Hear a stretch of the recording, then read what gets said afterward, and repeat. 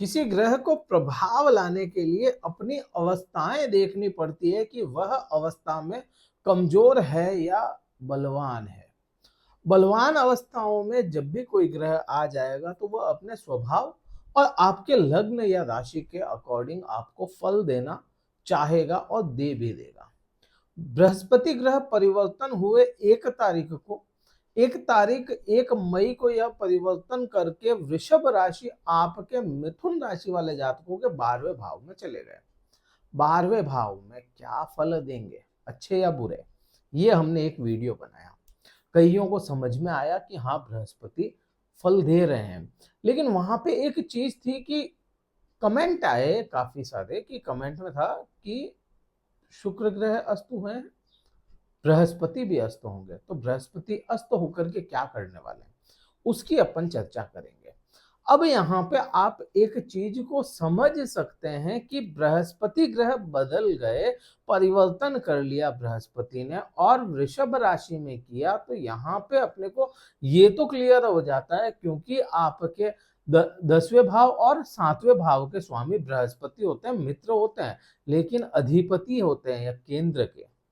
अब केंद्र का अधिपति अगर 12वें भाव में चला जाएगा, 6, 8, 12 में चला जाए केंद्र का स्वामी, तो लग्न या केंद्र अधिपति दोष लगता है। अब यहाँ पे केंद्र अधिपति दोष लगा, लेकिन केंद्र का अधिपति है, वो केंद्र के भावों को रूल करने वाला ग्रह है, तो वहां पे तो वह बुरा करेगा नहीं। एक चीज यह समझ में अपने को आ जानी चाहिए। दूसरा यहाँ पे ये भी समझना चाहिए क्योंकि बृहस्पति गुरु है, उसका स्वभाव कैसा है, स्वभाव के अकॉर्डिंग, क्योंकि यहाँ पे आप इस चीज को समझें या देखें या कुछ भी देखेंगे ना, तो कोई भी अपने स्वभाव को नहीं बदलता। अगर किसी की कोई फितरत है तो वो उसी फितरत में चलेगा। बृहस्पति की फितरत है, बृहस्पति का स्वभाव है वृद्धियां करना, तो वो बढ़ोतरियां ही करवाएगा। बृहस्पति का स्वभाव है देवताओं वाला, तो वो देवताओं वाले ही काम करेगा, शत्रुओं वाले या दैत्यों वाले काम वो नहीं कर सकता। बृहस्पति की आदतों में शुमार नहीं होगा ये कि आपके लिए पर्सनली वो बुरा कर दे, क्योंकि आपके मित्र भाव हो जाता है। यहां 12वें भाव में क्या प्रभाव ला रहे हैं उस पे ना जाकर के कैसे या कब प्रभाव लाएंगे उसकी अगर चर्चा करते हैं, तो यहां अपने को देखना पड़ेगा डिग्री या इसको कहें अंश बल। अब बृहस्पति के अंश बल जो होते हैं वो पर महीने के हिसाब से, क्योंकि ये 12 महीने लगभग रहने वाला ग्रह है, तो यहाँ पे आप देखेंगे 2.5 डिग्री, करीब करीब 1 महीने में यह प्रभाव लेकर के आते हैं, परिवर्तन करते हैं। 2.5 डिग्री ही चल पाते हैं बृहस्पति, क्योंकि बहुत ज्यादा फास्ट मूव नहीं करते, शनि की तरह बहुत ज्यादा स्लो भी नहीं है। 12 महीने का आप हिसाब लगाएंगे अगर, तो 30 डिग्री करीब यह चलते हैं एक राशि में। वृषभ राशि में आए हैं तो 2.5 डिग्री ही यह 1 महीने में चलने वाले हैं। अब 2.5 डिग्री के हिसाब से आप देखेंगे कि कोई भी ग्रह हो 3 से लेकर के 6 डिग्री के आसपास तक कोई प्रभाव जीरो सा रहता है। फिर भी यहाँ पे कहेंगे 6 डिग्री पे तो फिर भी बढ़ जाता है, 3 से लेकर के 4 डिग्री का जो समय रहेगा, 3-4 डिग्री तक का, यहाँ पे जीरो ही इसका प्रभाव रहना। 4 डिग्री के बाद में ही ये प्रभाव लाना शुरू करते हैं, तो आप मोटे मोटी तौर पे ये समझ सकते हैं 1.5 महीने परिवर्तन के बाद तक यह आप पे प्रभाव लाएंगे।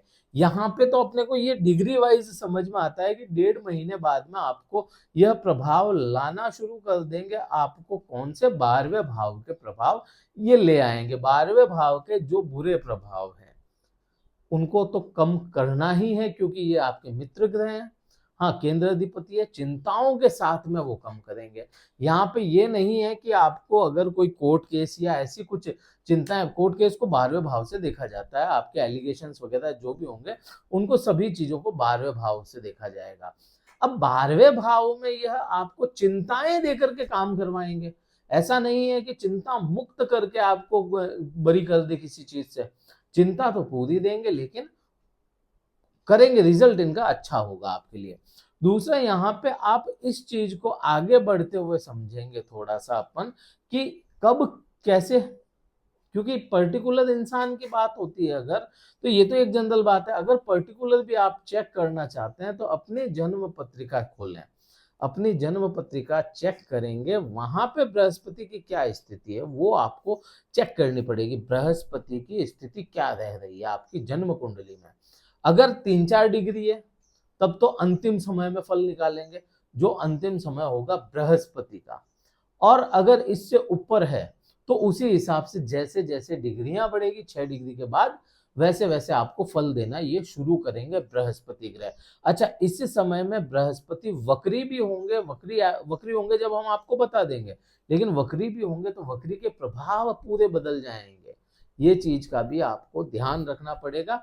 और क्या प्रभाव, क्योंकि ये आपके सुख भाव पे दृष्टि डाले हैं बृहस्पति, तो जो लोगों को, ये मिथुन राशि वाले जातकों को, जो लोगों को प्रॉपर्टी को लेकर के इशू आ रहे थे, गाड़ियों को लेकर के इशू आ रहे थे, उनकी खुद की ओन फैमिली में प्रॉब्लम्स क्रिएट हो गई थी, जो बीवी बच्चे थे, और फैमिली का पूरा असर जो होता है उसमें, फैमिली में प्रॉब्लमेटिक सिनेरियो बन गया कोई ऐसा, तो वो खत्म बृहस्पति करेंगे।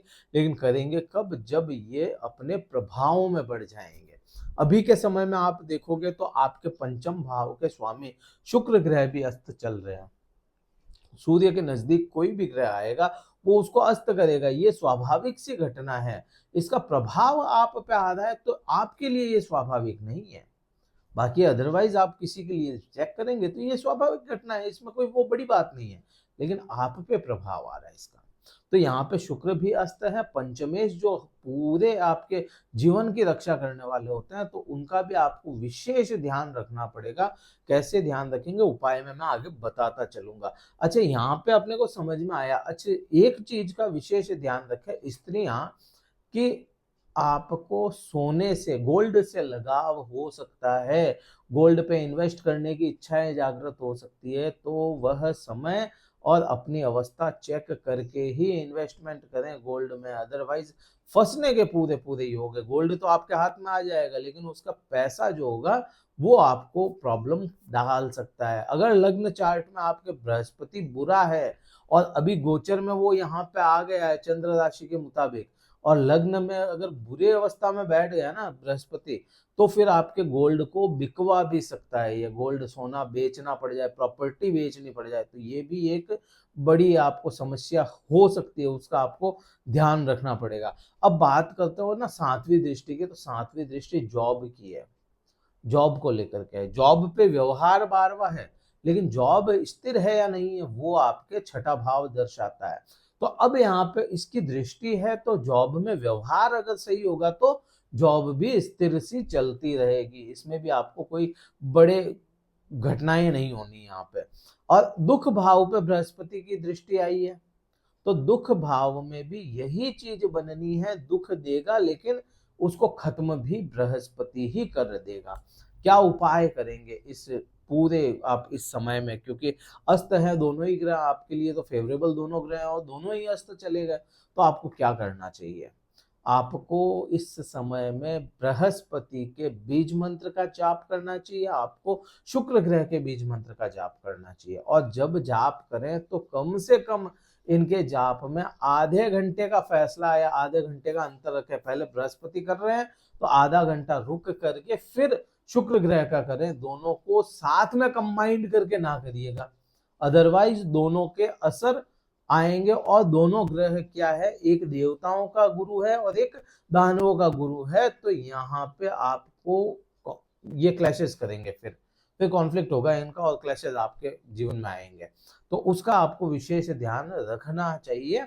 और कोशिश करें अपने सिर को ढक करके निकलें, बाहर निकलते हैं, धूप में निकलते हैं, जब भी सूर्य की किरणें पड़ती हैं तो सिर को ढक करके चलें। अदरवाइज सूर्य, क्योंकि ये दोनों ग्रहों को अस्त करके चल रहा है, आपके 12वें भाव में आएंगे सूर्य ग्रह, खुद पराक्रम के स्वामी होते हैं, आपके पराक्रम आपके फैसलों को खराब कर देंगे ये सूर्य। समय थोड़ा सा टिपिकल जरूर है, लेकिन इतना बुरा नहीं है कि आपको बहुत ज्यादा परेशान होना पड़े। उपाय मैंने आपको बता ही दिए। वीडियो कहीं अच्छा लगा हो लाइक कीजिएगा, शेयर कीजिएगा, सब्सक्राइब कीजिएगा। कुंडली विश्लेषण करवाना चाहते हैं जिसमें 9 ही ग्रहों की बात करते हैं और सभी चीजें डिटेल में बात होती है, कुंडली विश्लेषण करवाना चाहते हैं हमसे अगर, तो डिस्क्रिप्शन में कार्यालय का नंबर है, व्हाट्सएप मैसेज करके स्लॉट बुक करवा के बात कर सकते हैं। इस वीडियो में इतना ही था। जय हिंद, वंदे मातरम, भारत माता की जय।